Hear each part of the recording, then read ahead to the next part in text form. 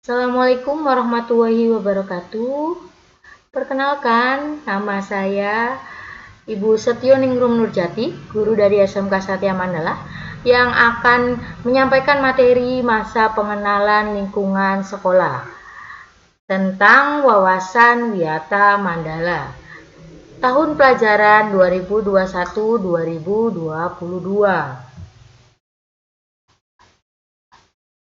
Definisi dari wawasan Wiyata Mandala. Apa sih definisi wawasan Wiyata Mandala?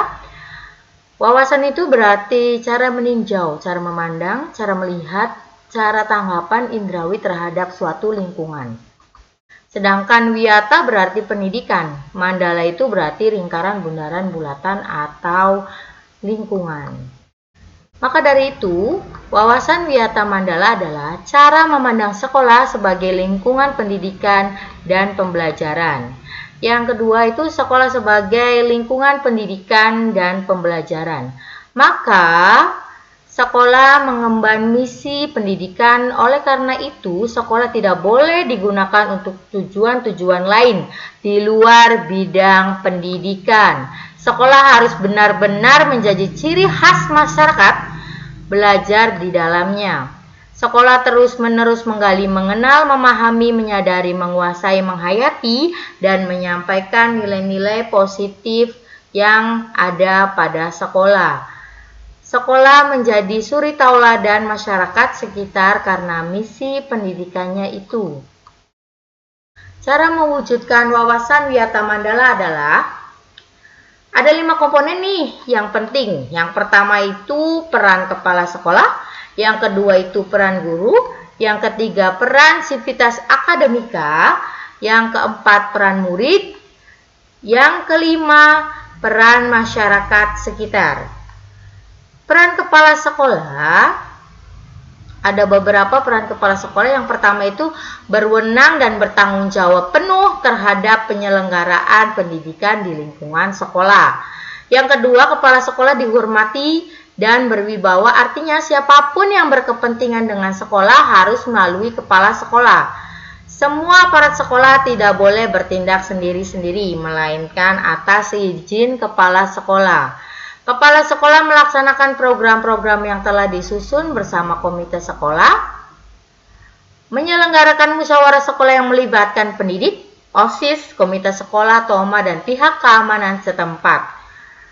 Menertibkan lingkungan sekolah baik yang berbentuk sarana maupun peraturan atau tata tertib. Mengadakan rapat koordinasi yang bersifat insidentil intern antara guru, wali murid, maupun siswa, menyelenggarakan kegiatan yang dapat menunjang kegiatan sekolah seperti ekstrakurikuler yang ada disebutkan di bawah ini.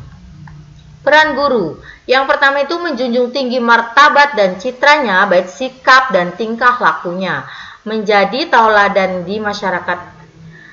Guru harus mampu memimpin baik di lingkungan sekolah maupun di luar sekolah, digugu dan ditiru, dipercaya oleh diri sendiri dan warga sekolah.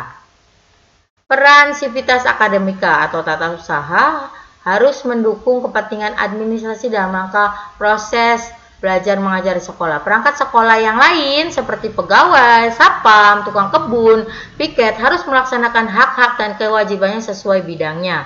Semua warga sekolah menjalin rasa persaudaraan demi kenyamanan warga sekolah. Selanjutnya, peran murid. Nah, ini peran murid ya. Yang pertama itu harus menaati tata tertib yang berlaku di sekolah tanpa terkecuali. Yang kedua itu hormat dan sopan kepada guru dan warga sekolah yang lain.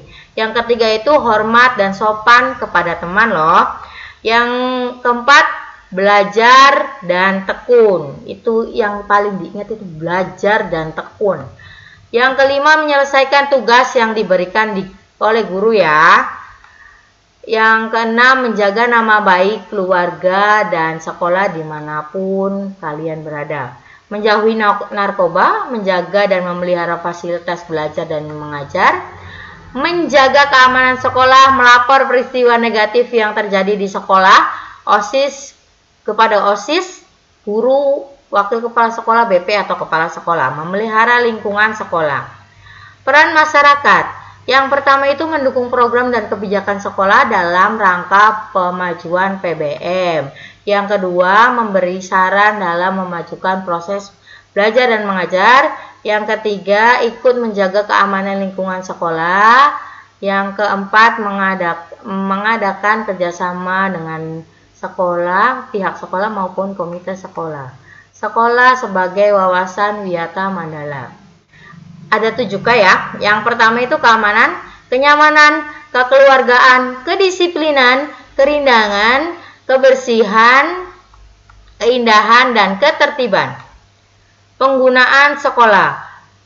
Sebagai lembaga pendidikan, maka sekolah tidak boleh digunakan untuk yang pertama, promosi dan penjualan produk yang tidak ada hubungannya dengan pendidikan.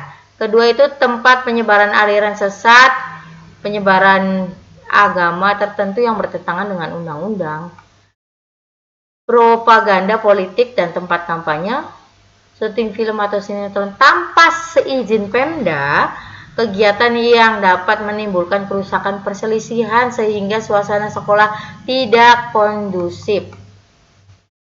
Mekanisme pelaksanaan Wiyata Mandala. Tahap pertama itu tahap preventif.